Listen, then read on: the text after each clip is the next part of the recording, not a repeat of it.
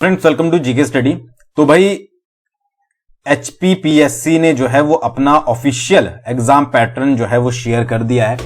देखिए, मैंने आज से एक महीने से आई थिंक ज्यादा हो चुकी होगी, मैंने एक वीडियो बनाई थी जिसमें मैंने आपको एचपीपीएससी के सिलेबस के बारे में बताया था कि ये जो है वो एग्जाम पैटर्न रह सकता है, ये सिलेबस रह सकता है। तो एग्जाम पैटर्न मैंने बताया था कि भाई 100% जो है वो चेंज होगा। अब उस वीडियो के नीचे कुछ महाज्ञानियों ने जो है वो कमेंट किया था कि भाई सिलेबस जो है वो मतलब कि जो एग्जाम पैटर्न है वो बिल्कुल चेंज नहीं होगा, प्रीवियस वाला ही फॉलो होगा। बाकी बच्चों को बोल रहे थे कि टेंशन लेने की जरूरत नहीं है। ठीक है, तो अब आपको पता लग गया होगा क्योंकि ये वीडियोस आप ऑलरेडी देख चुके हो, आपको पता ही है कि सिलेबस, एग्जाम पैटर्न वगैरह सब कुछ जो है वो चेंज हो चुका है। ठीक है जी, तो उसी के बारे में इस वीडियो में हम बात करेंगे। तो 100% जो है वो एग्जाम पैटर्न चेंज हो गया और उसी वीडियो में मैंने आपको यह भी बताया था कि 100 वाला या फिर 200 वाला जो है वो फॉलो होगा। और मैंने बोला था 100 वाले के चांसेस जो हैं वो ज्यादा हैं कि आपसे 100 क्वेश्चन जो हैं वो पूछे जाएंगे। तो ऐसा है कि जो बोला जाता है थोड़ा सा सोच समझ के ही बोला जाता है। और आज की इस वीडियो में भी मैं कुछ बहुत सारी चीजें आपके साथ डिस्कस करूंगा जो कि आपको पता होनी जो है वो जरूरी है। उसके अलावा कुछ क्वेश्चंस जो हैं वो बहुत सारे बच्चों के माइंड में चल रहे हैं, इससे रिलेटेड जो भी ये नोटिफिकेशन आउट हुआ है तो उसके बारे में भी हम यहां पर बात करेंगे। एक एक करके बीच बीच में मैं आपके क्वेश्चन का आंसर भी दूंगा। तो वीडियो को शुरू से लेकर लास्ट तक जरूर देखिएगा। मुझे पता है, आपको पता है कि क्या क्या सिलेबस में पूछा जाएगा, कैसा एग्जाम पैटर्न है। अगर आप इंटरेस्टेड हो तो वीडियो को पूरा देख सकते हो, नहीं इंटरेस्टेड हो तो वीडियो को स्किप कर सकते हो। ठीक है जी, बट कुछ इंटरेस्टिंग चीजें ही जो है वो यहां पर डिस्कस मैं करूंगा। देखिए, रिक्रूटमेंट टू क्लास 3 पोस्टें हैं, मैक्सिमम पोस्टें जो आपकी एचपीएसएससी कंडक्ट करवाता था। ठीक है, वो आपकी किस में आती थी? वो आती थी आपकी क्लास 3 में। प्लस जो आपकी एलाइड की पोस्ट है वो भी आपकी क्लास 3 के अंदर आती है। अब क्या ये एलाइड का एग्जाम भी जो है वो पैटर्न चेंज हो गया है? इसके बारे में भी जो है हम क्वेश्चंस के माध्यम से बात करेंगे।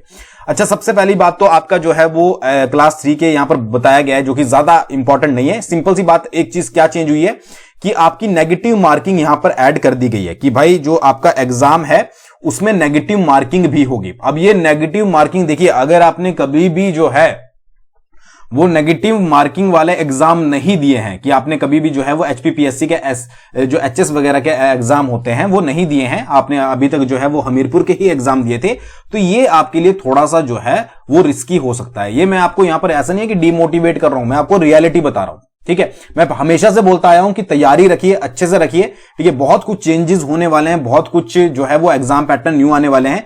तो जिसने समझा होगा उसकी तैयारी अच्छी होगी, जिसने नहीं समझा होगा उसके लिए जो है वो दिक्कत है। अच्छा, नेगेटिव मार्किंग को, जो नेगेटिव मार्किंग है आपकी, ठीक है, इसको आप एक तरीके से ये रिस्की भी है, ठीक है, और एक तरीके से प्लस पॉइंट भी है।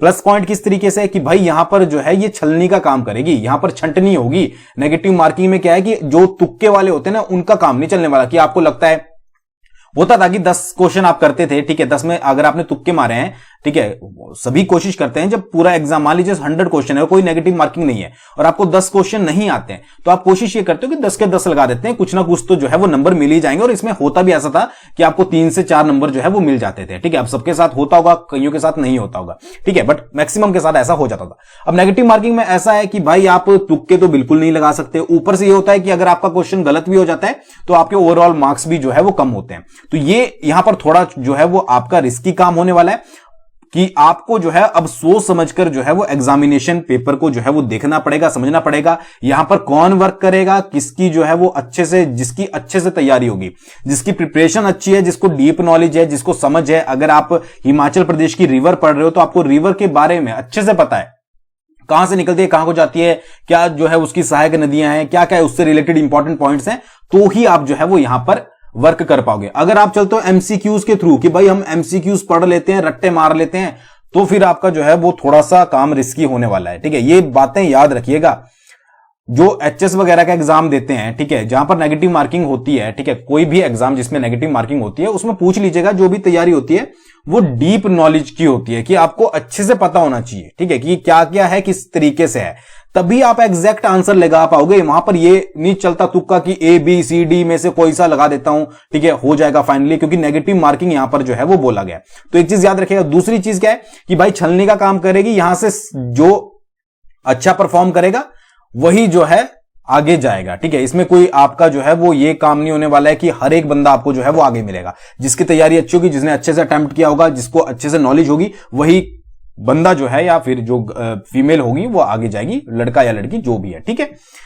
अच्छा, पेपर 1 की अगर बात करें तो 1 घंटे का आपको टाइम मिलेगा। 100 मार्क्स के क्वेश्चन जो हैं वो आपसे पूछे जाएंगे, ये मैंने आपको पहले ही बहुत पहले क्लियर कर दिया था। अच्छा, general knowledge of Himachal Pradesh 30 marks की। सबसे बड़ी अच्छी चीज क्या हुई, अगर आपने नोट की होगी, सबसे अच्छी चीज जब आप हमीरपुर के एग्जाम देते थे, अच्छी चीजें मैं ज्यादा बताऊंगा आपको ताकि आप डिमोटिवेट ना हो, ठीक है। ऐसे ही देखिए, कोई टेंशन लेने वाली बात नहीं है, आप पढ़ सकते हो, आप पढ़ते हो, आप तैयारी पहले भी करते आए हो, ठीक है। अब इस चीज को कि भाई सिलेबस चेंज हो गया, एग्जाम पैटर्न चेंज हो गया, सिलेबस तो खैर वही है, एग्जाम पैटर्न चेंज हो गया, अब क्या होगा, हम क्या करेंगे, इस चीज से थोड़ा बाहर निकलेगा। आप में दिमाग है, अच्छे से आप तैयारी कर सकते हो, तैयारी कीजिए, ठीक है, पढ़िए जिसके अकॉर्डिंग और अपनी जॉब इस साल पक्की कीजिए। बाकी सारी चीजों को थोड़ा साइड में रखिए और चीजों को, ठीक है, तैयारी करनी शुरू कीजिए। तो देखिए, हमीरपुर में क्या होता था, हमीरपुर में जब आपसे मान लीजिए 100 क्वेश्चन या 170 या 200 क्वेश्चन जब पूछे जाते थे तो आपको यह अंदाजा बिल्कुल नहीं होता था कि किस सेक्शन में से जो है वो कितने क्वेश्चन पूछे जाएंगे। ये आपने देखा होगा जब आप हमीरपुर का एग्जाम देते थे कि कौन सा सेक्शन जो है वो कितने मार्क्स का पूछेगा, ये तो सिर्फ आप प्रीवियस ईयर को देखकर जो है वो अंदाजा लगाते थे। बट यहां पर आपको क्लियर कट कर दिया गया है कि अगर आप एचपीजी के पढ़ रहे हो तो 30 क्वेश्चन वहां से आपसे पूछे जाएंगे। अगर आप नेशनल और इंटरनेशनल करंट अफेयर्स पढ़ रहे हो, ठीक है, करंट अफेयर्स, तो 30 मार्क्स के उसमें से आपसे पूछे जाएंगे। हिंदी लैंग्वेज आपकी जो है वो 20 नंबर की आएगी और इंग्लिश लैंग्वेज आपकी जो है वो 20 नंबर की आएगी। साफ क्लियर कट आपको बता दिया गया है। अब भी अगर आप ये बोलोगे कि मेरी तैयारी में कमी है तो फिर गलती किसकी होगी, गलती होगी आपकी। जब आपको बोल दिया कि भाई इंग्लिश में 20 क्वेश्चन हम आपसे पूछेंगे और आप बोल रहे हो कि मेरी इंग्लिश ही ठीक नहीं है, भाई 20 मार्क्स जो है वो ज्यादा होते हैं, ठीक है। बेशक ये पेपर क्वालिफाई है, आपने सुन लिया होगा, बट फिर भी आपको आगे मैं बताता हूं क्या इसका असर पड़ेगा। यहां पर भी आपने जो है ये नहीं सोचना है कि भाई अगर 35% है तो मैंने 35 ही नंबर जो है वो लेने हैं। आपको तैयारी, ये ही तैयारी आपके जो है वो आगे चलकर भी काम आएगी। तो इंग्लिश अगर आपको 20 नंबर बोल दिया है कि 20 नंबर की आएगी, हिंदी 20 नंबर की आएगी, तो आपकी तैयारी उस अकॉर्डिंग करनी है। इसमें से आपको ये एनालाइज कर लेना है कौन सा सेक्शन वीक है। अच्छा, इसके ऊपर मैं सेपरेट वीडियो में बात करूंगा कि किस तरीके से तैयारी करें, किस तरीके से इसके तरफ जो है वो आप तैयारी, अपनी अप्रोच जो है वो लगाओगे। तो यहां पर 30 मार्क्स के जो है वो हिमाचल जी के, क्योंकि एचपी का एग्जाम है, सबसे ज्यादा क्वेश्चन इससे। फिर नेशनल और इंटरनेशनल करंट अफेयर्स 30 मार्क्स के, ठीक है, ये यहां पर पूछे जाएंगे, ठीक है। उसके बाद हिंदी लैंग्वेज जो है वो 20 जो हिंदी के क्वेश्चन और 20 जो है वो इंग्लिश के क्वेश्चन। ये पेपर जो है वो क्वालिफाइंग पेपर होगा आपका, ठीक है, और आपको सिर्फ 35% मार्क्स जो है वो सिक्योर करने पड़ेंगे। अब यहां पर नेगेटिव मार्किंग भी साथ में है, तो भाई ये 35 लेना भी इतना आसान नहीं है। अगर आप मान लीजिए आपने 50 में नंबर ले लिया और बाकी आपने गलत कर दिया, तो ये घुमा फिरा के जो है वो आपको नेगेटिव साइड ले जाएंगे। तो इसलिए मैं बोल रहा हूं कि यहां पर जो आपकी तैयारी होनी चाहिए वो आपकी अच्छे से होनी चाहिए, क्योंकि अगर आप क्वेश्चन पढ़ रहे हो तो आपको एग्जैक्ट पता हो कि हाँ भाई ये आंसर इसका सही है, ठीक है, या तो करो या फिर ना करो।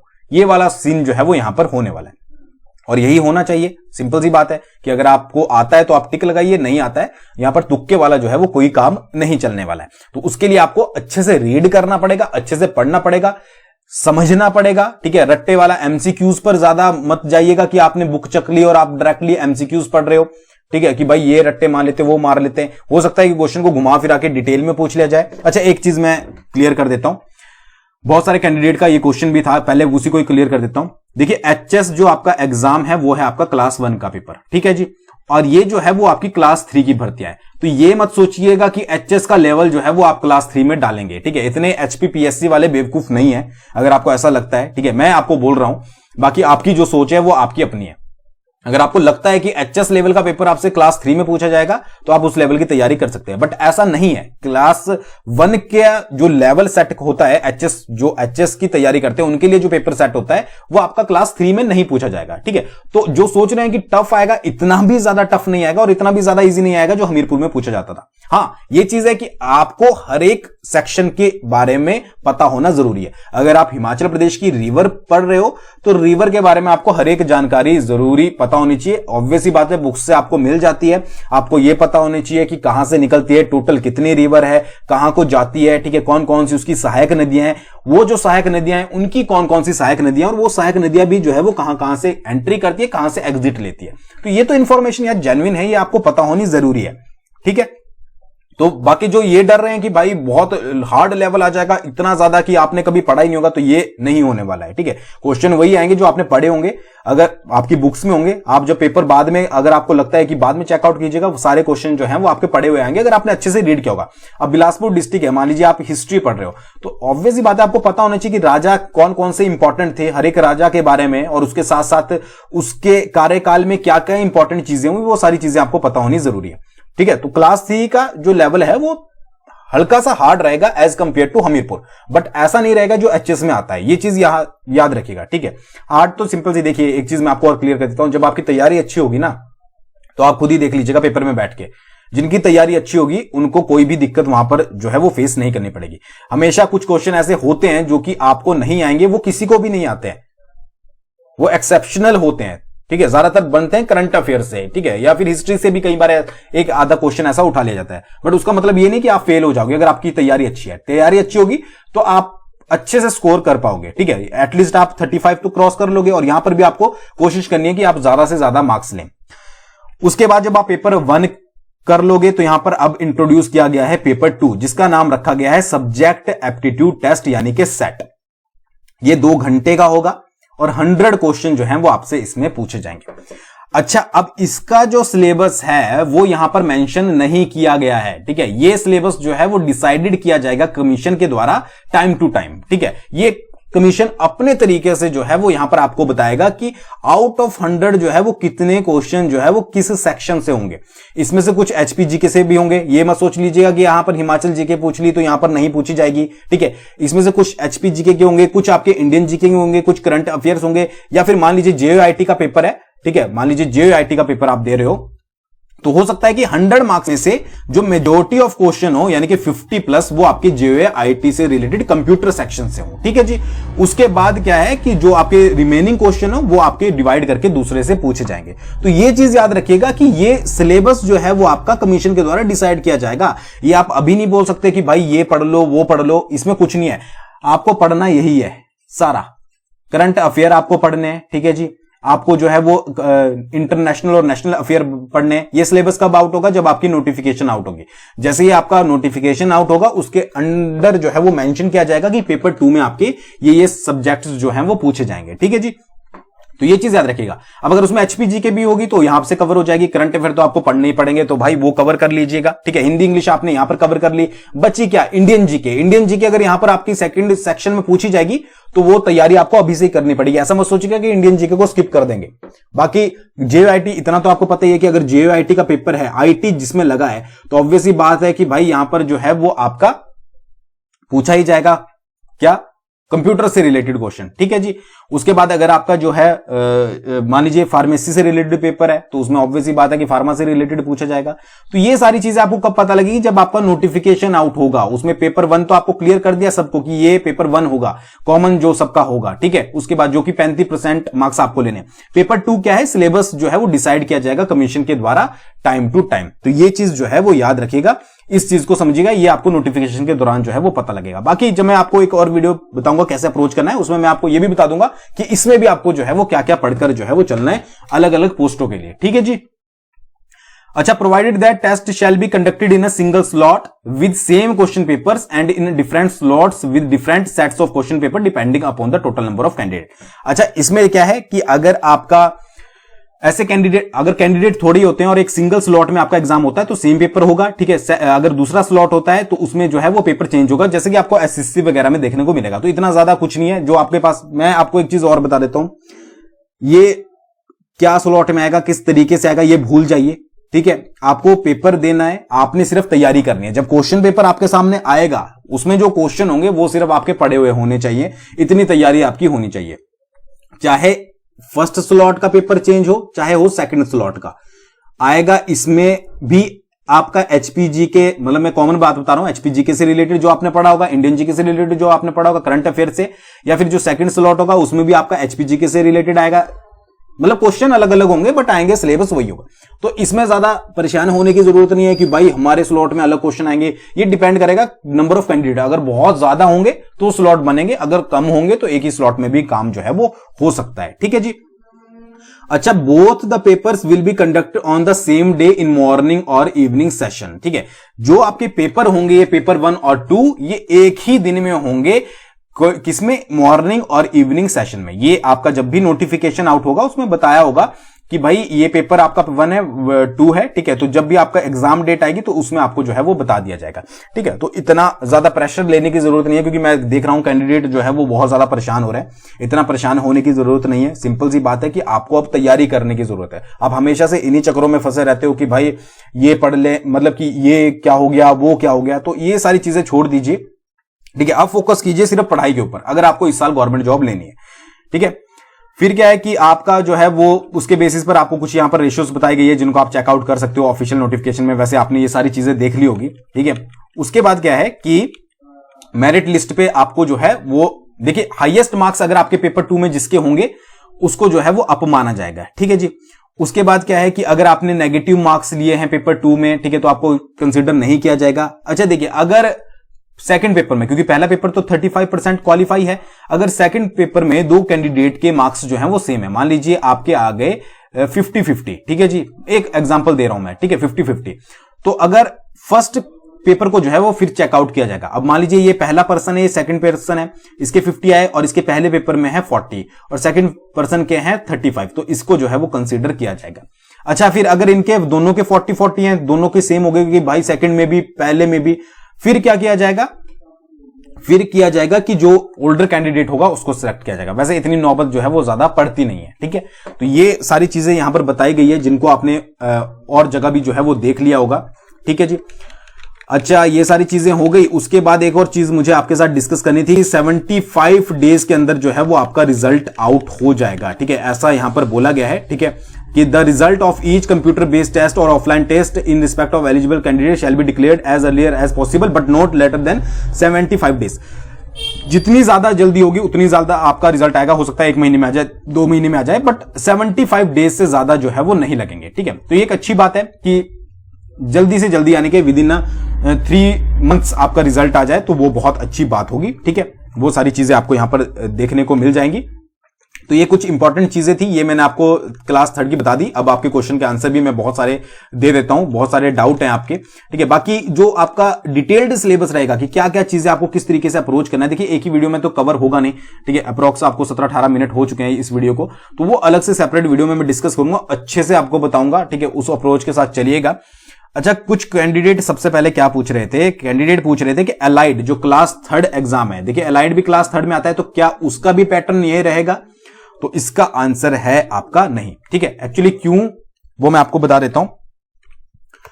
देखिए यहां पर क्या है कि यहां पर लिखा गया है कि देखिए Himachal Pradesh subordinate allied services, ठीक है, as per selection procedure notified in the Himachal Pradesh subordinate allied services post class 3 examination rule 2017। तो इनका जो पहले से ही रूल्स था उसके अकॉर्डिंग ही इनके एग्जाम होंगे। ठीक है, तो इसमें कोई चेंजेस आपका नहीं किया गया है। ठीक है, जब आपकी नोटिफिकेशन आएगी अलाइड की वहां पर आपको देखने को मिल जाएगा। तो ये पैटर्न एलाइड में जो है वो फॉलो नहीं होने वाला है। तो ये चीज आपकी क्लियर हो गई, कुछ नहीं, ये क्वेश्चन पूछा हुआ था। अच्छा, दूसरा है कि सेकंड पेपर में क्या क्या आएगा। देखिए सेकंड पेपर में जो है वो आपका एग्जैक्ट अभी कुछ क्लियर नहीं है। ठीक है, अब मैं आपको बोल दूं कि ये चीजें आएंगी सब कुछ मैं आपको बता रहा हूं। मेजर फोकस उस पे किया जाएगा जो कि आपका जैसे कि अगर JOIT है, ठीक है, तो मेजर फोकस किया जाएगा आपका कंप्यूटर पर, बट इतना भी नहीं कि सारा ही कंप्यूटर का आएगा, और भी सेक्शन जो है वो उसमें ऐड किए जाएंगे। ठीक है, तो आपको ये नहीं करना है कि आपको कोई सेक्शन छोड़ना है, आपको तैयारी इक्वली सबकी करनी है। आपको HPGK भी पढ़नी है, नेशनल और इंटरनेशनल करंट अफेयर भी पढ़ने, हिंदी इंग्लिश लैंग्वेज भी पढ़नी है, और इंडियन GK भी आपको पढ़नी है। ठीक है, वो किस तरीके से अप्रोच करना है वो सारी चीजें हम आगे आपको अलग से बताएंगे। अच्छा देखिए, नेशनल, कोई पूछ रहा था national plus international current affair 30-30 number के आएंगे, ऐसा नहीं है, मिक्स करके आपको जो है वो 30 मार्क्स के आएंगे। अब उसमें नेशनल के ज्यादा होंगे, इंटरनेशनल के कम हो सकते हैं, क्योंकि इंटरनेशनल के बहुत रेयर इंपॉर्टेंट करंट अफेयर होते हैं, वो सारी चीजें आपको देखनी पड़ेगी। अच्छा, सभी एग्जाम में ये अप्लाई होगा। देखिए ये अप्लाई होगा आपका जो आपका, एक बार मैं इसको रब कर देता हूं, ज्यादा ही कुछ जो है वो आपका यहां पर भंड थोड़ा ऐसा हो गया है कि खचपच सा हो गया है। ठीक है, तो मैं आपको एक चीज बता देता हूं। देखिए जो आपका सभी एग्जाम्स में ये जो है वो अप्लाई नहीं होगा। जो एचपीपीएससी कंडक्ट करवा रहा है उन्हीं एग्जामों में ये अप्लाई होगा। अब मान लीजिए पुलिस की बात करें, पुलिस एग्जाम होगा, जो एग्जाम डिपार्टमेंटल वाइज होंगे, ठीक है, जो एग्जाम डिपार्टमेंट ही कंडक्ट करवाएगा, उनका अपना एग्जाम पैटर्न होगा, उनका अपना एग्जाम सिलेबस होगा। जैसे कि पुलिस डिपार्टमेंट जो है वो एग्जाम कंडक्ट करवाता है, तो उनका अपना एग्जाम सिलेबस होगा, अपना एग्जाम पैटर्न होगा, पहले फिजिकल टेस्ट होगा, वो सारी प्रोसीजर जो है वो खुद से फॉलो करेंगे। बट अगर जो एग्जाम एचपीपीएससी जो है वो आपका करेगा, जिसकी नोटिफिकेशन आउट, उनके एग्जाम जो है वो आपका इस तरीके से होगा, ठीक है। तो जैसे एग्जांपल मैंने आपको बता दिया, पुलिस डिपार्टमेंट करवाता है, तो इसमें जो है वो कोई चेंजेस यहां पर आपको देखने को नहीं मिलेंगे। अच्छा, न्यू टेस्टिंग एजेंसी जो बन रही है वो भी क्या यही पैटर्न फॉलो करेगी? देखिए, चांसेस है 90% की यही पैटर्न फॉलो करे, या फिर इससे भी कुछ चेंजेस आपको जो है वो थोड़े और वहां पर मिल सकते हैं एज जो एग्जाम पैटर्न को देखने के लिए, ठीक है जी। बट आपको मैक्सिमम ये 90% प्लस यही है कि यही पैटर्न जो है वो न्यू एजेंसी भी फॉलो करेगी, और हो सकता है कि इससे भी थोड़ा आपको ज्यादा ही देखने को मिले कि वहां पर आपको जो है वो थोड़े से मार्क्स ज्यादा, या फिर आपको जो है वो यहां पर क्वेश्चन नंबर ऑफ ज्यादा देखने को मिल सकते हैं। वो आपको जब नई भर्ती एजेंसी आएगी वो वहां पर पता लग जाएगा, बट फिलहाल आपको फोकस करना है इस पर, ठीक है। उसका वेट बाद में करिए। अच्छा, एचपी करंट अफेयर भी क्या पूछे जाएंगे? बिल्कुल पूछे जाएंगे, बट एक चीज मैं आपको यहां पर क्लियर कर देता हूं कि अगर आप सोचते हो कि एचपी करंट अफेयर आप गिरिराज से पढ़कर कवर कर लोगे, ठीक है, तो ऐसा पॉसिबल जो है वो नहीं है। देखिए यहां पर देखिए, जो आपके करंट अफेयर होंगे वो पूछे जाएंगे किसमें? जो भी आपके करंट अफेयर होंगे वो आपके इसमें पूछे जाएंगे, general knowledge of national and international affair. अब इसमें आपके करंट अफेयर इंक्लूड किए जाएंगे, या फिर आपके हिमाचल प्रदेश की जीके में ही एचपी के करंट अफेयर जो है वो इंक्लूड किए जाएंगे। वैसे एचपी जीके में ही किए जाएंगे, और ये जो करंट अफेयर आपके बनेंगे वो बजट से प्लस या फिर आपके जो है वो इकोनॉमिक सर्वे से बनेंगे, ठीक है। मैक्सिमम स्टूडेंट मुझसे कल पूछ रहे थे कि भाई क्या आपके जो है वो गिरिराज पढ़कर काम चल जाएगा? बिल्कुल नहीं चलेगा भाई, इतनी इंफॉर्मेशन गिरिराज में आती नहीं है कि उसके ऊपर से जो है वो करंट अफेयर बनाए जाए। आपके जो भी करंट अफेयर बनेंगे, एचपीपीएससी बना रहा है पेपर, तो कुछ तो आप स्टैंडर्ड आपको रखना पड़ेगा, जो इकोनॉमिकल सर्वे होता है और बजट होता है, उससे आपके करंट अफेयर बनेंगे, ठीक है। वो सारी चीजें जो है वो आपको पता लग जाएगी। उसके बाद इंडियन जीके, तो यहां पर इंडियन जीके को कहीं पर भी मेंशन नहीं किया गया है। हाँ, सेकंड पेपर में आपकी जरूर इंडियन जीके होगी, ये मैं आपको गारंटी के साथ बोल रहा हूं। टाइपिंग टेस्ट के बारे में कुछ नहीं बताया गया है, बट ऐसा मत सोचिएगा होगा नहीं। जब भी आपका नोटिफिकेशन आउट होगा उसमें पेपर 1 होगा, पेपर 2 होगा, उसके बाद यहां पर मेंशन किया होगा कि भाई ये पेपर क्लियर करने के बाद आपका टाइपिंग टेस्ट भी होगा, जो कि क्वालिफाइंग नेचर का होगा, ठीक है। उसमें भी हो सकता है कुछ चेंजेस आपको देखने को मिले। तो वो ये तो अभी आपको एक तरीके से ये समझ लीजिए ड्राफ्ट टाइप दिया है, बाकी सारा मेजर जो आपका कंटेंट होगा वो नोटिफिकेशन आउट होने के बाद पता लगेगा। अच्छा, अब आप बोलोगे नोटिफिकेशन कब तक आउट होंगे? तो भाई वो तो गवर्नमेंट के ऊपर डिपेंड कर रहे हैं, ठीक है। अभी 1 मंथ तो लग ही सकता है। अब जितनी जल्दी ये आपका जो है वो आउट हो चुका है आउटलेट पूरा कि इस तरीके से होगा, तो नोटिफिकेशन भी बहुत जल्दी जो है वो आपके आउट होंगे। अच्छा, 2 पेपर होंगे कि 4, ये भी किसी ने क्वेश्चन पूछा था। तो भाई आपके सामने पेपर 1 और पेपर 2 2 पेपर होंगे एक ही दिन में, ठीक है जी। दोनों पेपर क्लियर करने पड़ेंगे, बिल्कुल जी, दोनों पेपर क्लियर करने पड़ेंगे, ठीक है। इसमें आपको क्वालिफाई होना है, ठीक है। ये तो आपको क्वालिफाई होना ही है। अगर इसमें क्वालिफाई नहीं हो तो आप ऑटोमेटिकली जो है वो बाहर हो, और इसमें आपकी लगेगी सेकंड वाले में मेरिट, ठीक है। तो दोनों ही आपके लिए जरूरी है। मैथ्स आएगा, ठीक है, तो मैथ्स जो है वो आपका सेकंड पेपर में इंक्लूड किया जा सकता है। फॉर एग्जांपल अगर पटवारी का एग्जाम हो रहा है और उसमें मैथ्स इंक्लूड करना होगा, तो ये पेपर सेकंड में, पेपर 1 आपका जो है वो सेम रहने वाला है, ठीक है जी। तो ये चीज याद रखेगा। तो ये इंपॉर्टेंट आपके लिए होगी, आई थिंक काम आई होगी आपको। बाकी डिटेल्ड सिलेबस के ऊपर कल मैं जो है वो आपके साथ वीडियो शेयर करूंगा, कैसे तैयारी करनी है उसकी भी। ये सारी चीजें तो मैंने इसलिए स्पीड में बता दी आपको क्योंकि आपको सारी ऑलरेडी पता थी। बाकी कल की वीडियो में जो है वो अच्छे से आपको समझाऊंगा किस तरीके से तैयारी करनी है, अगर आपको लगता है कि आपके जीके स्टडी जो है वो काम आ सकता है। थैंक्स फॉर वॉचिंग, बहुत जल्दी मिलेंगे नेक्स्ट वीडियो के साथ।